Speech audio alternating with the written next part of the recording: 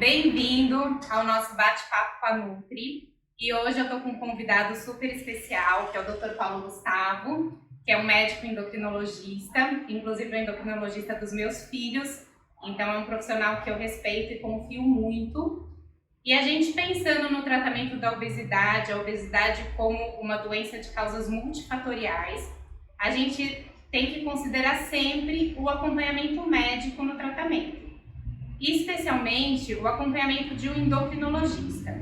Eu sempre brinco que nós somos hormônios, né? Então, dependendo de como está o nosso nível hormonal, a gente se comporta de maneira completamente diferente. Em relação à fome, em relação à disposição, em relação ao humor.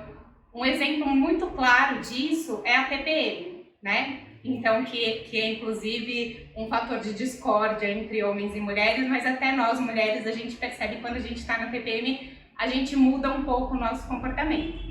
Então, quero agradecer ao Dr. Paulo por estar aqui com a gente e o objetivo é a gente bater um papo, né? Conversar um pouquinho. Ele tem muita experiência em consultório, ele tem consultório em São Paulo, ele tem consultório em Atibaia, já trabalhou muito em hospital. Então, ele tem uma experiência enorme no tratamento da obesidade, muitos casos de sucesso. Então, eu trouxe ele aqui para contar um pouquinho da história no consultório dele e dividir um pouco toda a experiência e todo o conhecimento que ele tem com a gente. Bem-vindo. Obrigado pelo convite, Guilherme. Até eu estava falando com ele, antes da gente começar a gravar, que eu não gosto muito de Instagram, mas eu sigo o Instagram dele. Qual que é o seu Instagram? É Dr. Paulo Gustavo, _endócrino. Então, e eu gosto muito, sigam ele, porque ele traz muitas coisas assim, tanto científicas, quanto coisas mais simples do dia a dia. E eu gosto muito, eu me identifico muito com o Instagram dele, porque às vezes mesmo a gente tendo mais ou menos a mesma profissão, né, a gente tem conceitos, experiências diferentes. E eu me identifico super com as coisas que ele posta. Hoje, inclusive, eu estava vendo da balança, né, o medo da balança. Isso eu já vi bastante no consultório, não sei como é a sua relação com a balança, mas eu já vi bastante no consultório as pessoas com medo da balança. Eu tinha um paciente que tinha 2 metros de altura, assim, tipo um adulto, 2 metros de altura. Toda vez que ele ia subir na balança, ele tremia. E eu ria muito, eu falava assim, não acredito que você tem tanto medo de subir na balança, né? Então, eu gosto muito, acho que é legal vocês seguirem ele no Instagram, porque ele compartilha coisas super legais. E aí, pensando no nosso público masculino, você vê diferença no consultório, assim, entre o tratamento para homem e o tratamento para mulher? A gente vê sim. São comportamentos diferentes, né? A gente percebe que na área da saúde como um todo, as mulheres tendem a ser mais cuidadosas, mais preventivas.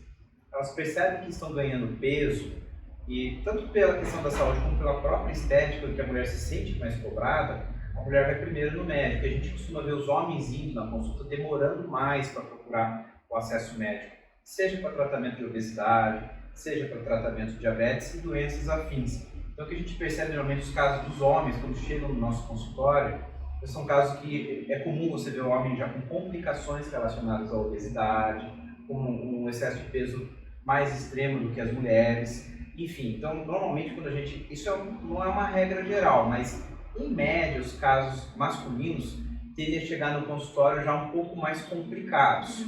E a gente tem mais trabalho a fazer desde o início. É verdade, eu nunca tinha pensado por esse lado. Eu sempre vejo no consultório, normalmente assim, 40% dos pacientes que eu atendo é homem, acho que até bastante, né? Isso. E normalmente, quem traz pro meu consultório, pelo menos, né, os homens, são a mãe, a namorada, a esposa. Exatamente. Eu acho que é um pouco isso que você falou. Eles são cobrados normalmente para vir. Ou é porque o médico pediu porque está com a taxa de açúcar aumentada, ou é porque a esposa falou que ele está roncando muito à noite. Ele não liga, por exemplo, se ele está com uma barriguinha a mais, um certo sobrepeso, até meio, para alguns homens, meio charmoso, enfim. Mas o que a gente vê é isso, né? Normalmente alguém puxou a orelha do homem para ele ir na consulta. Isso também para homens mais jovens, os meninos mesmo. A mulher não, a mulher já se cobra mais. A mulher, inclusive, quando ela não tem um resultado muito bom entre uma consulta e outra, ela se culpa muito, ela se coloca muito assim como responsável pelo tratamento. E o homem fala, ah, não, tá tudo bem, na próxima eu vou conseguir. Esse é um tipo de padrão um pouco diferente, às vezes isso é um pouco perigoso, porque eu percebo um pouco nos homens, um pouco essa questão meio cultural, de subestimar as doenças. Não, eu tô forte, eu tô bem, depois eu vou conseguir perder peso, mas a gente precisa puxar, não, mas vamos ficar atento aos seus exames, diminui bebida alcoólica, você está exagerando. Agora, tem um fator interessante nos homens, que é uma coisa que chama atenção, é quando começa a afetar a saúde sexual deles. Quando começa a diminuir o nível de testosterona, que o vigor físico, a libido, começa a alterar. Aí é um pouco diferente. Nessas situações, a gente vê que os homens acabam se antecipando um pouco mais. Aí a coisa aperta. Às vezes pode estar com pressão alta, com diabetes, ele não se preocupa tanto. Só que quando acontece de mexer com a parte sexual, aí, opa, acho que eu tenho que ir no médico. É interessante isso. É muito bom, né? Meu filho mais velho estava falando assim, qual o problema de tomar bomba? Daí eu falei assim, a primeira coisa, a impotência. Ah, tá. Mas é isso mesmo, né? Você tem que pegar igual o cigarro, né? Os homens falam assim, não, eu quero esse aí do câncer, não quero da impotência. É bem por aí mesmo. Uma boa explicação essa, né? Porque é verdade, é uma droga. A gente acabou entrando nesse lado da discussão dos hormônios sexuais, mas a gente tem que tomar cuidado, porque é que nem droga, né? Te dá um barato, te dá uma disposição maior, melhora a saúde sexual, mas se for feito de forma inadvertida, o período que a pessoa está sem usar o hormônio para de forma abrupta e usa sem indicação, é um inferno. O homem sente muita queda da libido e da disposição física. Ele é obrigado a ficar recorrendo o tempo todo ao uso dessas medicações, no caso da testosterona. E eu não sei se é igual a droga, mas assim, daí você precisa de mais quantidade para menos efeito ou não? Pode acontecer.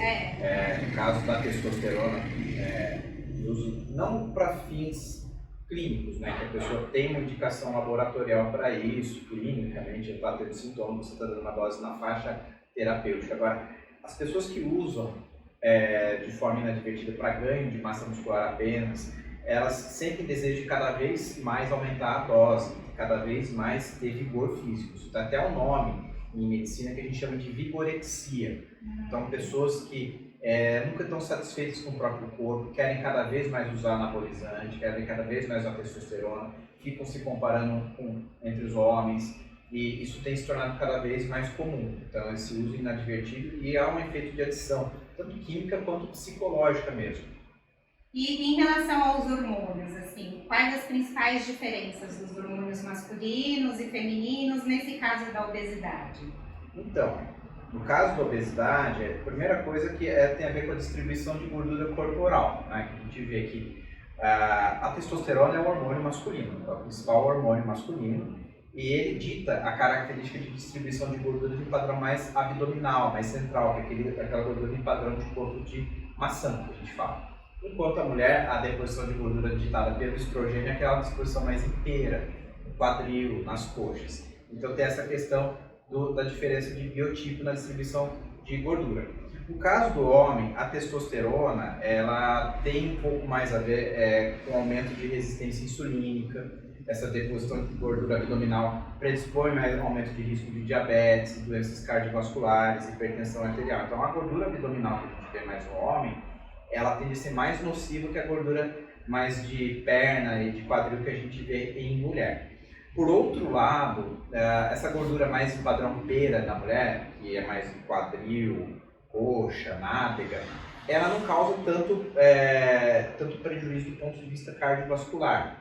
Porém, a gente vê mais complicações do ponto de vista ortopédico. Então a gente vê mulheres ficando mais velhas com problemas de artrose em quadril, joelhos, coluna. Então aquela mulher que vai ficando mais velha, vai ficando com aquele quadrilzão grande, precisando da bengalinha para andar, para se apoiar. Então acaba que a gente vê mais complicações do ponto de vista osteoarticular. Esse é um exemplo, né, de diferença entre como que se comporta a obesidade no corpo do homem e como se comporta a obesidade no corpo da mulher. Mas não é uma regra geral. Por exemplo, a gente tem fatores raciais, étnicos. Por exemplo, a gente sabe que a população asiática, oriental, as mulheres têm uma tendência maior a acumular gordura abdominal, independente ou não dos níveis de hormônios femininos e masculinos. É uma característica mais racial. Então, é uma população, por exemplo, que já tem um risco cardiovascular maior do que, por exemplo, as mulheres ocidentais, por exemplo, por conta dessa distribuição de gordura abdominal. Agora tem, inclusive, você viu um que chama azeitona no palito, tipo de gordura? A gente brinca, no meu tempo era, eu não vou falar a idade, não, né? Acho não precisa. Mas era o boi chuchu. A gente pegava o chuchu, espetava os palitinhos, era o boi chuchu. Porque a perninha é bem magrinha, né? Eu falava boi chuchu. No meu tempo. E aí você sente assim, você estava falando a dificuldade do homem de vir para o tratamento, né? Que o homem demora mais. Você sente que o homem percebe a obesidade, só a obesidade, sem nenhuma relação com diabetes, hipertensão, como uma doença? Eles percebem, mas assim, às vezes demora mais para perceber, né? Eu acho que isso, de uma forma geral, a população brasileira, tanto homem quanto mulher, ainda necessita de uma conscientização maior de que a obesidade é mais do que um problema só de a roupa não estar cabendo, de uma questão estética, enfim. E perceber de uma forma geral que é um problema de saúde. Isso está aumentando cada vez mais, a gente tem que martelar muito em cima dessa tecla, mas o que eu percebo é que os homens demoram mais para cair a ficha mesmo, né? Tanto que, como eu acabei de dizer agora há pouco, os homens demoram mais tempo para procurar o atendimento médico, de nutricionista, eles acabam protelando, eles falam quando trabalham em primeiro lugar, às vezes é a esposa, alguém que vai falar para ele ir mesmo. Porque eu perguntei isso porque a gente até estava conversando com um amigo nosso, né, que é obeso, e ele fala assim, não, a obesidade não é uma doença, não é o que a mídia fala. Eu falei, não, a obesidade por si só é sim uma doença, né? Inclusive, além de ser um fator de risco para várias outras, né, o excesso de gordura no organismo já traz muitos prejuízos, né? Então é difícil mesmo para a pessoa ter esse conceito da obesidade como doença e de tratar como doença, porque às vezes até o preconceito em relação a tratamento, né, medicamentoso ou não medicamentoso, é de não considerar uma doença, né? Então até o Alfredo Halpen que falava bastante assim, não, precisa medicar porque a obesidade é doença, doença a gente medica, isso, né? Exatamente. A gente tem que tomar muito cuidado porque é um campo muito delicado isso, entre você abordar com jeito, falar, explicar que é obesidade, que é uma doença, né? E tentar não estigmatizar, por outro lado, o paciente. Ao mesmo tempo, quando a gente fala de ser doente, aquilo é uma coisa que aumenta o estigma da pessoa, ela se sente mal com aquilo. E hoje em dia tem muito uma campanha que eu acho importante contra a gordofobia. Então, esses pacientes já são meio que estigmatizados, né? No meio de transporte, na hora de se colocar no emprego, na entrevista de trabalho, ele senta na frente do empregador lá, obeso, o cara olha e pensa, isso aqui vai me dar trabalho, vai dar problema de saúde para mim. Então eles já são discriminados naturalmente pela sociedade e é uma campanha muito forte para uma maior aceitação da população obesa. Porém, aceitar a obesidade não quer dizer também negligenciar. A gente tem que ser empático, né? A gente não pode discriminar, a gente tem que tratar o obeso como uma pessoa que merece todo o respeito, porém a gente também não pode aceitar a doença. Falar, não, esse é meu estilo de vida, eu aceito o meu corpo como eu sou, como eu tenho visto também muito essa questão de empoderamento, verdade. Que também a gente tem que tomar cuidado para não ir por esse lado, porque às vezes a gente está empoderando a doença. Se a pessoa está um pouco acima do peso, né, cheinha, com sobrepeso, aquela gordurinha localizada, não há problema nenhum disso, desde que esteja com a saúde em dia, os exames estejam bons, enfim. Fazendo exercício. O que a gente é contrário é essa ditadura de secar, tem que ver a costela, aquele corpo que só modelo ou atleta consegue. Isso aí, na verdade, a gente também cria doente, só que do ponto de vista emocional. Eu acho que a gente tem que tomar um pouco de cuidado com isso, saber separar essas situações que a pessoa está só um pouquinho fora do peso, naqueles casos que realmente a pessoa merece um tratamento. Eu acho que tem muito preconceito, até... Você lembra daquele livro Só é Gordo Quem Quer? Sim. Que depois acho que foi até proibido, Foi. Porque tinha muito isso, assim, da obesidade ser culpa da pessoa, né? E ser preguiça, relaxamento. E eu vejo no consultório, assim, pessoas completamente capazes, né? super bem sucedidas no trabalho e que estão acima do peso, então de jeito nenhum é uma coisa que impede o sucesso, né? Que incapacita a pessoa, né? Mas por outro lado tem isso, assim, às vezes falam assim, a pessoa tem esse preconceito também, quando emagrece, eu lembro quando o Jô Soares, tipo a pessoa entregando a idade, né? Quando o Jô Soares emagreceu, que falava assim, agora ele perdeu a graça, é engraçado como as pessoas também, às vezes, falam assim, não, fulano emagreceu e ele ficou menos feliz.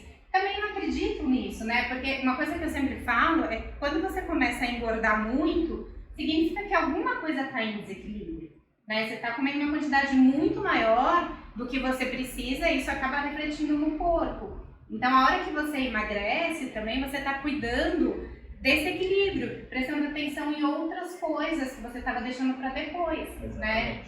Leandro Hassum também é outro caso, né? De pessoa que emagreceu e falaram, perdeu a graça. E eu lembro do jogo que ele falava uma frase engraçada, se gordura fosse engraçada, a gente comprava 1 quilo de bacon e ficava olhando pro dia inteiro, daquilo dando risada. Então, a gordura não é engraçada, né? O que a gente vê muito assim, que ficou aquela coisa cultural de que o gordinho é feliz, que o gordinho é bem-humorado. Tem o gordinho feliz e bem-humorado, mas muito esconde o real sentimento por trás das capas de gordura. E às vezes é uma maneira de ser aceito, né? Porque assim, além de eu estar acima do peso, né, ser obeso, eu não posso ser antipático. Exatamente. Então tem que dar risada, eu tenho que aceitar, né? Tem isso também. Ele tem que compensar com outras qualidades, vamos dizer assim, para ser aceito. Às vezes é espontâneo da pessoa, tem um gordinho que é bem-humorado, mas eu falo, quem atende você, eu, no dia a dia, a gente sabe o quanto eles sofrem, o quanto muitos chegam e choram na consulta, quanto muitos estão insatisfeitos. E a gente sabe que a própria doença obesidade em si, ela altera a produção de neurotransmissores, como serotonina, dopamina. O tecido adiposo é muito inflamado. Ele produz uma série de substâncias inflamatórias que diminuem a produção de neurotransmissores. Então, o que é comum a gente ver é o paciente com obesidade mais deprimido e ansioso do que feliz. É verdade isso. Que é um pouco do que eu falo, assim, o excesso de gordura por si só já interfere em tanta coisa na nossa vida, né?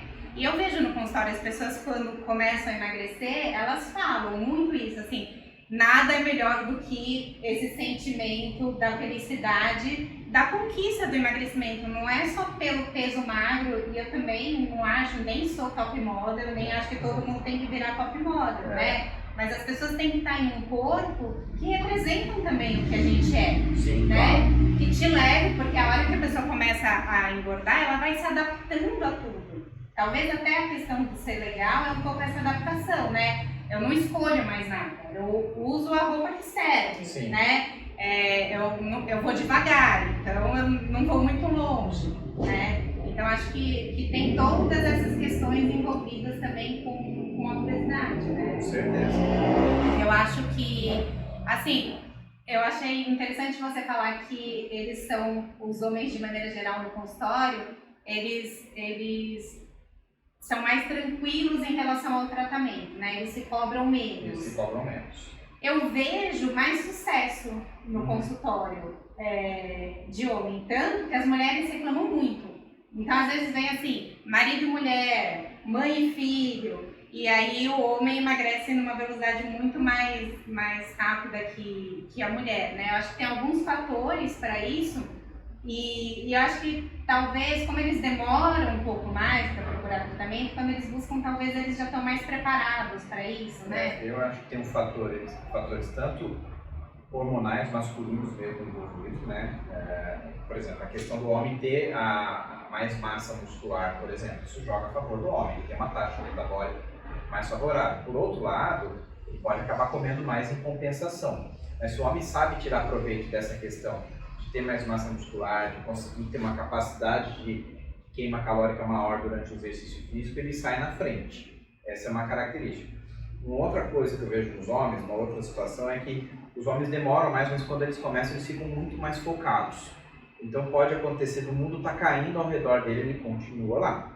A mulher tem essa questão de ela ter que gerenciar o lar, tem um filho, tem um trabalho. Realmente a mulher tem que cuidar de pais que são idosos. Então tem uma série de outros fatores que você pode, às vezes, no primeiro momento, ver como uma falta de comprometimento da mulher. mas a mulher ela tende a ser mais polivalente do que o homem em muitos sentidos. Então, ela às vezes, doutor, esses meses eu não consegui fazer dieta direito porque o meu pai estava doente, tive que ir no hospital cuidar dele, ou então alguma situação do tipo, meu filho não estava indo muito bem na escola, tive que dar apoio. Então, eu percebo que a mulher ela é meio um pilar da casa, então para ela nem sempre é fácil ela ter tempo disponível para fazer exercício físico, cuidar de forma adequada da alimentação dela. Então, eu percebo um pouco essa característica da mulher, que às vezes ela perde um pouco o foco, muito em função de ela ter que cumprir várias tarefas e obrigações durante o dia, e o homem, ele tem mais aquela obrigação do trabalho. Hoje em dia isso está mudando, né? Tem homens que cuidam da casa, eu mesmo tenho que cuidar da casa também, tenho filhos e tudo mais, mas a gente vê que o homem ele consegue ter aquele horário de ir na academia, de sair do trabalho e vai na academia, se ele é para ele ir. Você manda ele fazer um plano alimentar, ele faz quando ele realmente está focado, e nada parece que ao redor dele consegue tirar ele do rumo. Eu até falo, até para as mulheres, assim, usar isso, né, ver, porque realmente eu tenho pacientes que trabalham em banco, que ainda é um ambiente formal, né, e aí de terno, no meio da reunião, tira uma banana, sabe? E come, não tá nem aí. Não tá nem aí. Eu acho que isso é importante. Uma vez num grupo de reeducação alimentar, que eu trabalho muito com grupo, né, tinha um monte de mulher no grupo. Daí uma vez eu convidei um paciente, falei assim, vai no grupo que acho que vai ser legal para você. Daí ele foi. E coitado, ele chegou no grupo, as mulheres falando, tudo bem. E ele ficou quietinho. Daí na semana seguinte, chegou e ele foi o que mais emagreceu. Disparado. Daí as mulheres, o que você fez? Eu falei assim, eu fiz o que vocês falaram. Ficou ouvindo aqui. E aplicou, né? Ele aplicou. Então, tem isso também, tá? Acho que é uma característica talvez mais masculina quando tem um objetivo e em cima, e é uma característica que pro emagrecimento ajuda muito. Exatamente. Né? Então, vamos num restaurante. Acho que o homem, de maneira geral, ele se coloca, vamos em tal, que aqui é mais fácil para manter minha dieta, né? Ele não fica se adaptando, acho que a mulher se adapta mais, a mulher fica pensando que o outro vai pensar, mas eu vou naquele restaurante, a fulana não gosta, ela vai achar ruim comigo. E então a mulher às vezes tem essa questão meio da política entre as mulheres, entre elas, não vou para não ofender. O homem não, o homem já fala para o amigo dele, não, vamos lá, eu preciso emagrecer. Você também tá gordo. É mais direto, né? A linguagem do homem é mais franca, é mais direta. E acho que isso é uma coisa legal para usar, né? Exatamente. Uma característica que pode ser fortalecida para o emagrecimento. Exatamente. Por outro lado, a gente vê que assim, as mulheres elas têm um incentivo entre elas, né? Então você percebe assim, que quando uma está indo bem, ela tem uma amiga que está querendo perder peso, um incentiva a outra e tudo mais. E muitas vezes o homem ele não tem essa rede, ele é sozinho. Então, por outro lado, às vezes para ele chegar e falar para a família, contar com a ajuda de amigos, às vezes tem esse lado, por exemplo, ele numa roda de amigos no bar. E não beber, né? E não beber. É o pesadelo do homem. Fica chato. Então, às vezes o homem ele tem um pouco de dificuldade também, por outro lado, né? De compartilhar isso com as pessoas, de falar, olha, eu estou acima do peso, isso está me incomodando, eu preciso emagrecer pela minha saúde. As mulheres não, as mulheres falam entre elas, eu preciso perder peso, aí a outra fala, não, eu também estou precisando perder peso. Entre elas, o que é bom para perder peso? A conversa flui de uma forma mais natural. Agora, entre os homens, ele fala, você tá bem, cara, não, tá ótimo, não precisa perder peso, eu também tô barrigudo também. É sinal de sucesso, sinal de sucesso. Então ele fica meio sendo visto como chato. Então tem esse outro lado. Às vezes o homem, o que eu percebo também é que muitas vezes ele tem que, se por um lado ele tem a questão do foco, de ele conseguir não ter tantos fatores externos que atrapalham, por outro lado, a questão social atrapalha o homem. Então tem lados próximos e tem lados contra de cada, conforme o gênero. Eu acho que o homem tem muito essa questão da bebida, né? Do churrasco, do futebol. Exatamente. Né? Dos amigos e o não comer ou comer e beber de uma maneira diferente, os amigos ficam atormentando mesmo. Ficam né? E aí tem que ser muito forte. Tem que ter muita força de opinião. Né? Mas é que eu brinco com os homens, principalmente com os que já estão passando dos 40 anos, estão ficando mais velhos, se você não se cuidar, você vai virar estatística. No próximo churrasco, na próxima reunião de amigos, você vai ser aquela pessoa. Sabe fulano? Pô, fulano morreu. Ela falou assim, o que aconteceu? Teve um infarto fulminante. Que dó. Nossa, mas ele não tinha nada de problema de saúde. Não é que não tinha, ele não ia no médico, ele não se cuidava, estava acima do peso. todo mundo achava que ele estava numa boa, um belo dia ele não está mais entre os amigos. Isso é uma coisa mais comum do que as pessoas pensam, isso acontece com frequência. Muito comum, né? Muito comum. Eu acho que as pessoas não têm noção, quando começou o negócio do Covid, né? Eu muitas vezes ia relacionando assim, as pessoas não têm noção de quantos morrem por dia, né? Em consequência de obesidade, de sedentarismo, de coisas que a gente consegue evitar, que não é para virar atleta, não é para só comer orgânico e salada e frango, né? Mas assim, pequenos cuidados com a saúde que evitam inúmeras mortes e inúmeras doenças, né? Pois é, gente, eu considero o Covid um divisor de águas no tratamento da obesidade. Porque, assim, ficou muito flagrante nas notícias que o grupo de risco era a obesidade. Nunca se falou tanto, assim, a gente fala em diabetes, hipertensão, colesterol, apneia, sono, mas parece que as pessoas não dão muito bola para isso, porque isso é um problema de saúde que vai estourar lá na frente. Então a pessoa não pensa muito nisso. Tudo que vai acontecer em médio e longo prazo, a pessoa às vezes tende a meio que subestimar o risco. Agora, o Covid era um risco imediato. Então havia uma necessidade urgente de se começar a perder peso, ou se caso a pessoa pegasse o Covid, ela tinha uma possibilidade da doença se agravar mais. Tanto é que lá no Reino Unido, houve uma discussão muito forte de se antecipar os critérios de cirurgia bariátrica, pessoas que ainda estavam na fila, naquele processo para perder peso, de se acelerar o processo exatamente para você ter uma arma a mais no enfrentamento contra a pandemia. Eu acho que foi, num primeiro momento, assim, um choque, né? Exatamente. Até em relação, falou muito de vitamina D, né? Acho que foi vitamina D e obesidade, né? Os pontos. E aí acho que as pessoas entenderam. Isso do imediato é uma questão na alimentação, porque a gente tem o tempo inteiro oferta para comer, a gente sabe que é bom, e aí a gente tem que fazer pequenos esforços para ter em médio e longo prazo um benefício. Exatamente. Né? Então é difícil mesmo. Por isso que muitas pessoas só vão entender o benefício depois que elas já tiveram, por exemplo, um evento de saúde mais grave. Quando já aconteceu de ter diabetes, já aconteceu de infartar, essas coisas vão acontecendo de forma muito silenciosa. Agora o Covid não. O Covid está batendo na porta da casa da pessoa. E também acho que percebe muito quando emagrece, né? Então acho que quando a pessoa emagrece 5, 10 quilos, aí começa a dormir melhor, tem mais disposição, aí ela percebe a falta. Eu acho que é muito similar à questão da apneia que você comentou, né? Que às vezes a pessoa acha que não, tá tudo bem. Daí, de repente, ela coloca o aparelho para dormir, dorme uma noite com o aparelho e ela fala, nossa, eu não dormia bem, né? Então a gente também não consegue ter essa relação porque as mudanças são aos poucos. Eu falo muito que a gente vai acostumando com a obesidade, porque você não engorda de uma hora para outra. Então os limites que a obesidade coloca são aos poucos, né? Exatamente. E eu acho que uma coisa importante que você falou, em relação a perder 5 quilos, qualquer peso perdido é importante. Às vezes o paciente vai na consulta com aquela busca do peso ideal. Por exemplo, qual é o meu peso ideal? Eu preciso perder 20, 25 quilos? Só que isso às vezes é uma marca muito distante e nem sempre ele vai conseguir chegar a essa marca de perda de peso. Então você tem que explicar para ele, olha, perca 5 quilos, você já vai ver o benefício da sua saúde. Você respira melhor, você ronca melhor, menos à noite, roncando menos à noite, sofrendo menos de apneia, você dorme melhor no dia seguinte, você está menos sonolento. Você consegue baixar o nível de pressão, diminuir o número de medicamentos, diminuir dor articular com 5 quilos. Às vezes a pessoa ainda está obesa, não está naquele dito peso ideal, mas a gente tem que valorizar qualquer perda de peso que esse paciente venha a ter. Porque se a gente só for perseguir metas de peso ideal, isso está muito distante. Ele se frustra, ele não consegue ver que já está começando a ter os benefícios, mesmo com uma perda de peso mais modesta. E daí o emagrecimento alimenta, né? Exatamente. Então, a hora que você começa a perceber os benefícios do emagrecimento, isso te dá mais força para continuar, né? Exatamente. E ver que é possível. Ele entra num círculo virtuoso. Virtuoso, exato.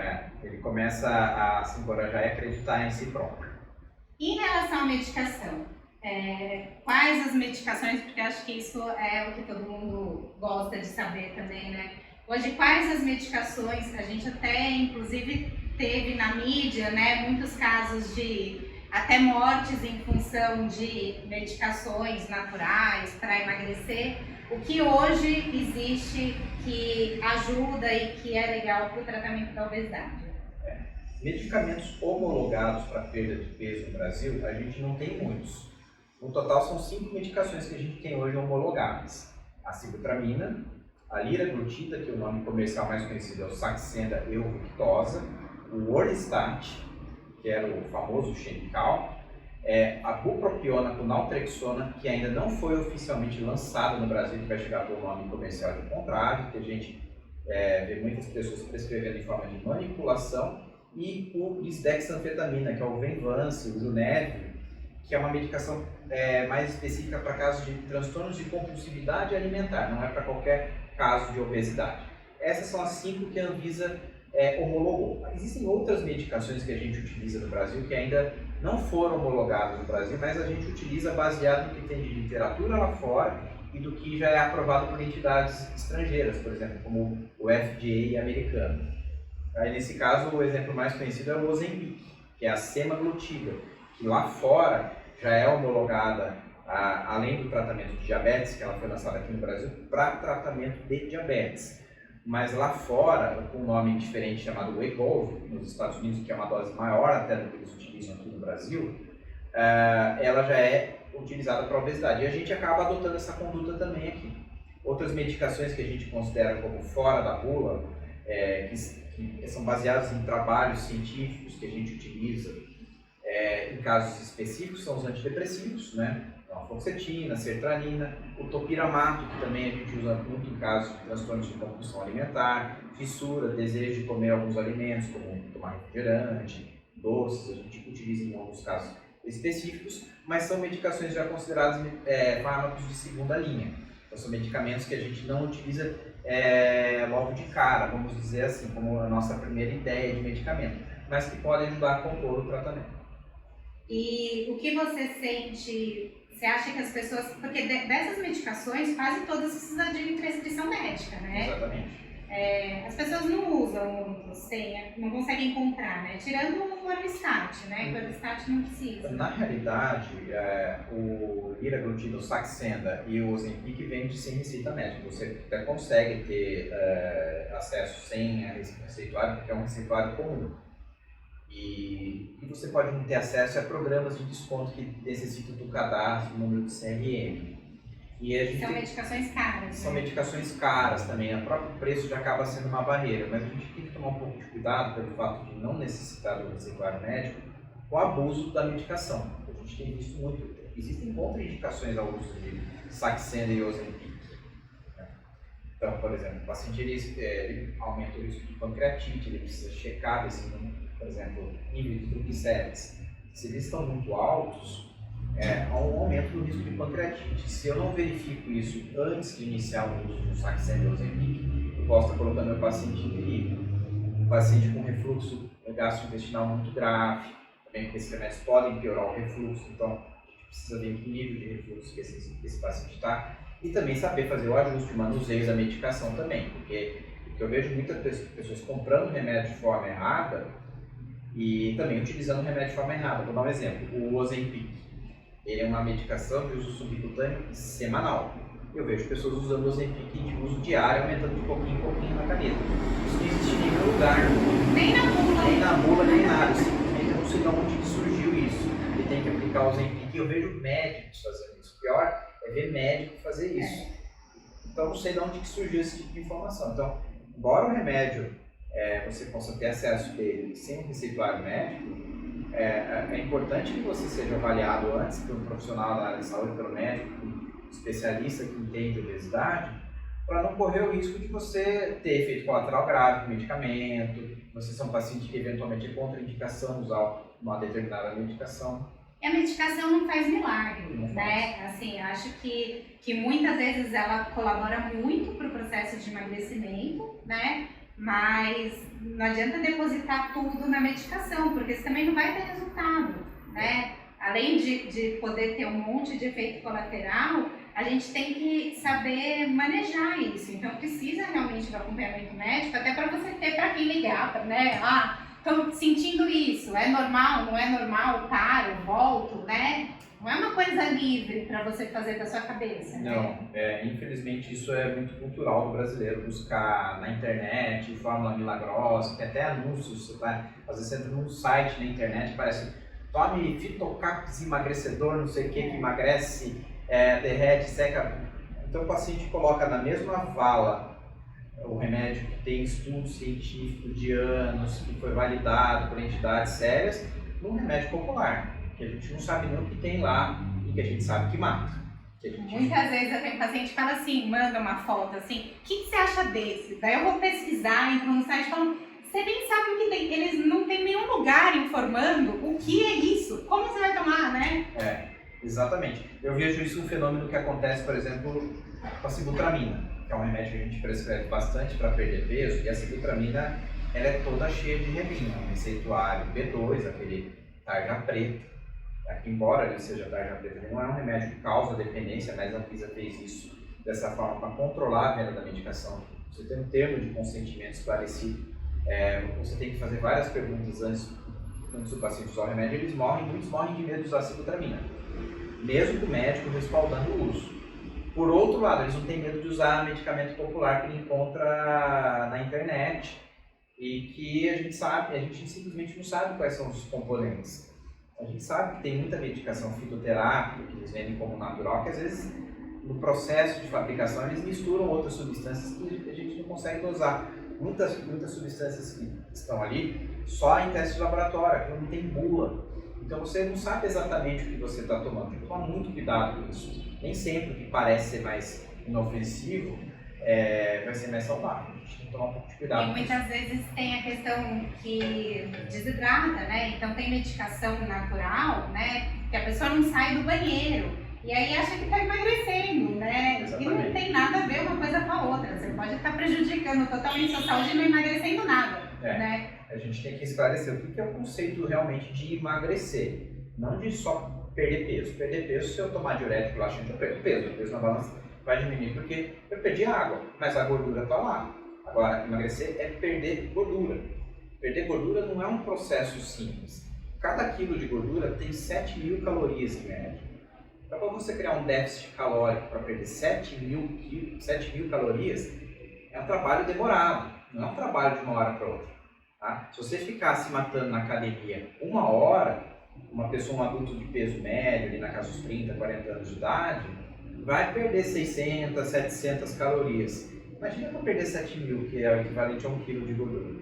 Então é um trabalho que exige muita persistência, paciência do paciente. Os medicamentos ajudam a potencializar esse efeito, ser o mais rigoroso, o mais controlado possível na dieta, cuidado em abrir as exceções. As exceções que você abre na dieta tem que ser feito de uma maneira muito controlada, porque não é fácil. A gente pensa assim, perder só 1 kg de gordura, não é fácil.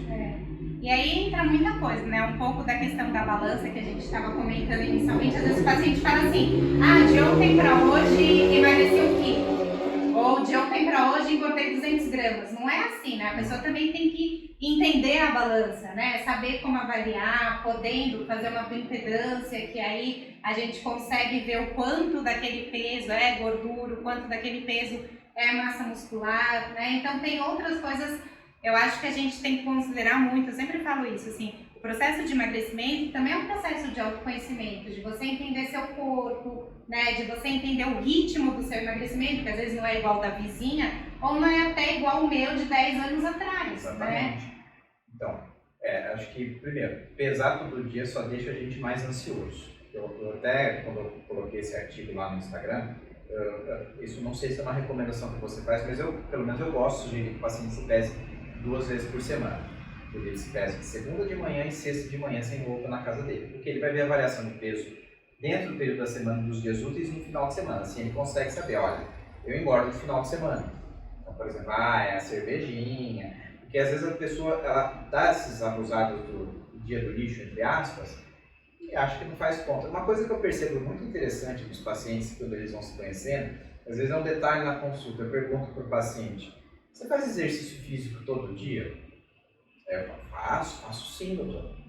Mas você faz de segunda a segunda? Não, sábado e domingo eu não faço. Então essa é uma isca que eu jogo. Final de semana é outra coisa, Porque na cabeça dele parece que o final de semana não existe.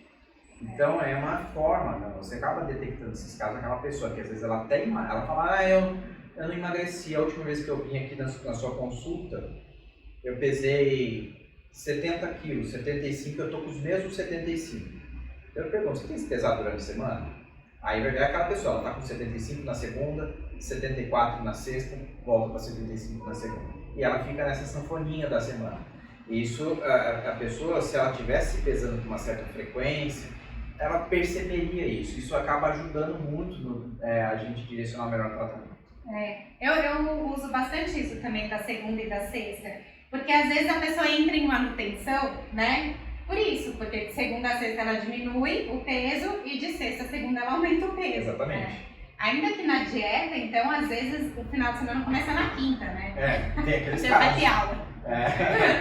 Quem me dera, o final de semana vai começar isso na quinta. Então tem isso também, né? Tem a percepção, porque eu entendo como o esforço do emagrecimento é constante, né? Quando a pessoa está se esforçando, ela fala, tô em dieta. E aí quando libera, tem muito esse sentimento de, não, tudo bem, fiz dieta até agora, uma cervejinha, um pouquinho de pizza não vai atrapalhar. E às vezes é o que faz diferença mesmo. Né? O eu mereço, esse eu mereço tem que ter cuidado. Até oriento os pacientes com algumas formas de compensação no final de semana. Olha, no final de semana você está mais livre, por que você não fez exercício físico no final de semana? Já que você está se programando para comer alguma coisa a mais, né? Saber selecionar bem, vai comer teu crime? Vai no McDonald's, sei lá. Poxa, que coisa mais sem graça, comida sem gosto nenhum, alimento super industrializado. Quer comer alguma coisa mais calórica no final de semana? Poxa, prepara algum alimento, vai num restaurante bom, leva a família junto para aquele momento ser especial para você. Né? O que eu vejo muitas vezes as pessoas engordando, comendo sem saber o que está comendo, elas nem lembram o que comeram no final de semana, não teve nenhum tipo de simbolismo para ela, porque comer é importante para a gente. Né? Eu acho que a gente também tem que saber respeitar os momentos de comer. Eu vejo muitos pacientes, muitas pessoas que querem radicalizar, então é 880, então eu não vou nunca mais beber. Então até quando você vai durar? Até quando você vai aguentar? Vai chegar uma hora que você não vai mais suportar e vai abandonar o tratamento. Então eu acho que essa quebrada de final de semana calculada, ela é importante também. Porque o que acontece é que o paciente ele se satura, ele precisa desses momentos. Mas é lógico, a gente precisa acompanhar para ver se não faz sanfone no final de semana. E aí você vai valorizando, né? Porque às vezes a pessoa fala assim, eu como pizza porque eu adoro pizza. Só que come tão rápido que nem sente sabor. Exatamente. Né? Ou não come prestando atenção. Então não é tal que é pelo sabor que você está comendo. Está comendo pelo hábito, né? Não é pelo sabor. Então, eu tinha uma paciente que gostava muito de banana. Daí ela teve que diminuir a quantidade de banana no dia, porque era muita banana. Daí ela falou assim, nossa, agora eu gosto mais ainda da banana. Porque daí ela começou a ver que a banana era mais gostosa ainda, né? Então até essa percepção do sabor, né? O primeiro pedaço, a primeira fruta é a mais gostosa. O primeiro chocolate também. Até bebida, né? Fala assim, começa com uísque melhor, com vinho melhor e depois qualquer um. Porque aí você não tá mais sentindo o gosto. Não precisa gastar aí, né? Exatamente. E acho que tudo isso faz parte, que é uma coisa que eu falo muito, do processo de autoconhecimento, né? Até a medicação, porque a gente tem vários tipos de medicação e não é a mesma medicação para cada um, né? Você tem que saber quais são suas dificuldades, quais são suas limitações físicas. Então, por isso é importante a consulta, né? O médico conversar e uma consulta de verdade, né? Que o médico vai te conhecer, né, para ver qual a melhor medicação. E você sentir, assim como a dieta, né, normalmente em uma primeira consulta a gente orienta uma dieta, ou no caso do médico, uma dieta, uma medicação, e aí a pessoa vai para a vida. E a gente precisa entender, assim, o que ela está sentindo. Foi bom, não foi, se sentiu bem, disposta, teve algum efeito colateral. Então é muito um acompanhamento, né? Exatamente. O americano usa uma expressão, ele fala, a mesma roupa não veste as mesmas pessoas. Cada um tem um tipo diferente de padrão alimentar, de comer. Tem gente que tem um padrão mais de comer grandes porções, poucas vezes ao dia. Tem gente que é um comedor mais noturno. Tem gente que tem o hábito mais de beliscar nos intervalos. Tem gente que até segue a dieta adequadamente, mas eventualmente tem uns ataques de comer de forma mais compulsiva. Tudo isso tem que ser muito bem caracterizado durante a consulta médica. Tem pacientes que mudam o padrão ao longo do tratamento. A gente percebe muito isso em bariátrica. Às vezes o paciente antes da bariátrica tinha um padrão de ser mais comilão, de pratos grandes. Depois que ele fez a bariátrica, ele começa a mudar para um padrão mais beliscador porque ele não consegue comer mais tanto em volume. Então, essa caracterização de padrões alimentares, de observar se o paciente tem contraindicações a um determinado uso de medicamento, como a gente falou agora há pouco sobre o uso da Saxenda, isso tudo tem que ser respeitado. Por isso que não dá para o paciente se automedicar, porque ele corre um risco de, além do remédio não ser o melhor, não funcionar para ele, de ter efeitos colaterais graves. E até o acompanhamento da medicação, né? Isso. Da dosagem, o desmame da medicação, Exatamente. né? Porque é muito comum, a pessoa emagrece, volta a engordar. E cada vez que volta a engordar é pior, né? E tem casos em que esse, vamos chamar de desmame, ele não tem um prazo. O paciente me pergunta, quanto tempo que eu vou usar da medicação? Não existe um prazo certo para usar a medicação. Eu falo, olha, eu costumo usar uma regrinha, por exemplo, o paciente se levou, por exemplo, 6 meses para perder o peso, chegar no peso que ele quer, no mínimo outros 6 meses ainda de manutenção de tratamento ou mais. Vai depender muito do histórico, por exemplo, então aquele paciente que já fez vários tratamentos de perder peso, várias tentativas de perda e reganho de peso, já obeso desde a infância, adolescência, esses pacientes muitas vezes vão ter que permanecer em uso de medicação de forma contínua, como um tratamento mesmo que ele faz para hipertensão, para transtornos depressivos, enfim, de uma forma contínua, sem programação de retirar a medicação. Ao contrário de alguns pacientes que tiveram ganho de peso mais pontual, às vezes aquela mulher que ganhou peso pós-gravidez, mas antes disso ela era magra, e muitas vezes o tratamento acaba fluindo melhor e a gente consegue tirar o remédio mais rápido. Então vai depender, não tem uma regra. A questão do desmame, para alguns pode ser mais rápido e para outros pode não ter tempo de uso máximo, por exemplo. A pessoa pode acabar tendo que usar remédio por vários anos até. Pensar sempre na individualidade, né? Exatamente. E sair um pouco do ideal, porque às vezes as pessoas também, tanta informação que a gente tem, né? De dieta, de exercício, de medicação, e a gente também não precisa do ideal para ter resultado, né? Muitas vezes no meio termo a gente tem excelentes resultados, né? Exatamente. A gente tem que ser realista com o paciente, foi aquilo que eu falei, ele perceber os benefícios com perdas modestas de peso, é um passo de cada vez, é um degrau de cada vez, e explicar para ele que assim, o tratamento ele não é uma autoestrada que vai manter velocidade constante. Tem hora que ele vai ter que parar, diminuir o ritmo, vai ter situações na vida dele que ele vai ser obrigado a dar uma desacelerada no tratamento de perder peso. Porque como é um tratamento longo, a gente está falando de meses, às vezes até de anos, muita coisa pode acontecer no meio do caminho e ele não se frustrar com isso. Ele continuar querendo buscar a meta dele, mas perceber, olha para trás de onde que você partiu. Eu sempre falo isso para os pacientes. Eu tenho casos de pacientes que tiveram excelentes resultados, eles perderam 20 quilos em um ano, e aí de uma consulta para outra ele engorda. Engorda mesmo, não é nem ganhar massa muscular. E aí ele se frustra, fiz tudo errado, não sei o que. Eu falo, não, mas olha para trás o tanto que você conseguiu e entender por que ele ganhou peso entre uma consulta e outra. Você vai ver, teve um evento na família, às vezes ele perdeu o emprego, às vezes passou por um estresse, alguém ficou doente na família, e também não ficar crucificando esse paciente. Porque isso pode acontecer, você tem que ser muito empático e entender. Porque, olha, eu costumo brincar com os pacientes, eu falo, olha, perder peso é que nem um campeonato de pontos corridos, nem quem gosta de futebol. O mais importante é marcar mais pontos no final. Tem vezes que você vai perder, tem vezes que você vai ganhar de goleada, tem vezes que você vai ficar só no empate, mas o mais importante é no final você atingir o resultado. É que eu acho que assim, isso não vende, né? Então as pessoas, elas têm uma ilusão de que o emagrecimento é uma coisa completamente diferente do que é. Porque a propaganda emagreça tanto em tanto tempo, emagreça, né, assim, como se você comprasse um bilhete e pronto, né, aquilo vai acontecer. E não é real, né, esse emagrecimento não é real. Então, acho muito legal estar conversando com você nesse sentido, né, sem uma venda de um emagrecimento de uma maneira que não existe, porque às vezes a pessoa se sente muito mal de só eu não consigo emagrecer. Por isso eu gosto muito de grupo, que a pessoa percebe como assim, não é só ela não, né, que tem dificuldade, que a ansiedade vai interferir. que vai ter uma semana maravilhosa, uma semana mais difícil, né? E é um processo, né? Exatamente. Eu falo que o golpe tá aí, cai quem quer.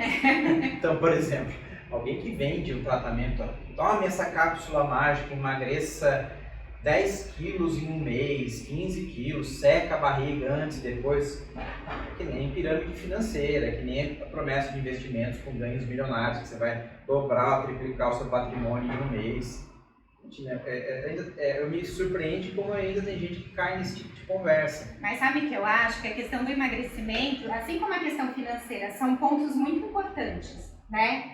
Então, é muito fácil fantasiar. Exatamente. Né? Porque eu vejo pessoas muito inteligentes acreditando em coisas muito estranhas, né? Então, assim, descubra o hormônio X que ninguém conhece e a hora que você descobrir isso, sua vida vai mudar, né? Então, é um pouco isso também. A gente quer acreditar. A gente tem essa necessidade de buscar um milagre. Vai que tem um outro caminho, né? Mas a verdade é o seguinte, as informações médicas, nutricionais, de qualidade, elas estão amplamente divulgadas e publicadas por aí. Hoje em dia não tem mais essa história de alguém, um médico, fulano, ciclano, está guardando um segredo embaixo da manga. Tudo que você vai publicar de tratamento tem que ser submetido a pesquisa científica, a revisões, provar que aquilo funciona. Não tem mais espaço hoje em dia na área da saúde que você tem um ás na manga, por exemplo. Antigamente, quando você não tinha muito essa questão da medicina baseada em evidências, há 30, 40 anos atrás, era até capaz de você saber coisas que o outro não sabia. Mas hoje em dia, não. Às vezes é informação. Então, às vezes, o médico de São Paulo sabe isso. O médico hoje em dia, não. Ou nos Estados Unidos, na Suíça, tudo que sai para o mundo, né? Sai para o mundo. Com a internet, hoje em dia, o médico que pode estar em Nova York, o outro que atende lá no meio do Amazonas, ele tem o mesmo nível de informação. A questão é do interesse do médico, dele se atualizar, ir atrás disso. Os congressos, hoje em dia você tem acesso a congresso virtual. Então, essa história de que tem um fulano que tem um segredinho ali, isso aí muito engraçado. Isso aí é conversa para boi dormir. Desculpa, mas não tem outra explicação, não tem outra. Tem que ser franco no caso, né? Porque tem muita gente que ainda cai nesse tipo de conversa. E até assim, às vezes isso funciona para determinados tipos de pessoa. Aí entra a individualização, né? Não tem uma coisa única, assim como a medicação, né? Cada medicação para emagrecer tem relação com um padrão, né? Com uma história. E tem a questão genética, e tem os grandes perdedores de peso, por exemplo.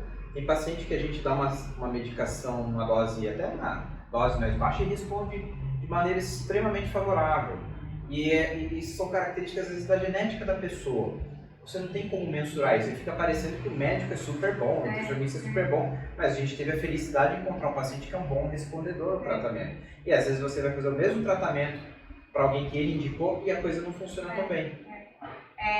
Eu acho que isso é muito interessante mesmo, né? E às vezes fica um profissional como fulano emagreceu, né? Eu sempre falo, nunca emagreceu ninguém, a pessoa que chega, ela tem uma história. Então, às vezes, o que ela está usando, né, parte também de outros tratamentos que ela fez, ou ela chegou mais preparada naquele momento, né? Exatamente. A pessoa tem que fazer a lição de casa dela também, que nem a gente é um técnico ali, a gente orienta tudo, mas o jogador que ganha, que marca gol, né?